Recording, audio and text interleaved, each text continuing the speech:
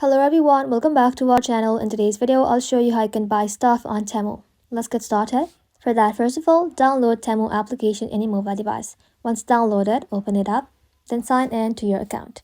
Once signed in, you can use the search bar to search for any item you want to buy or scroll to the recommended deals or categories. After that, tap on the item to see more details like photos, reviews, sizes, and shipping info. After that, add those products to your cart. Before adding to your cart, choose the size or color if available and choose the quantity. Now tap on Add Now. Then tap on View Cart. Make sure the size and details are correct and you can look for discounts or coupons on Temu. When ready, you can tap on Checkout. Now you will need to go ahead and simply fill in where you want your order delivered, full name, your street address, phone number, and everything. And after that, you can simply choose the payment method.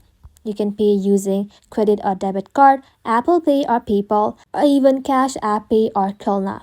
Pick your method and confirm it. After that, tap on Order and Pay. And just like that, you will get a confirmation and then you can track your package.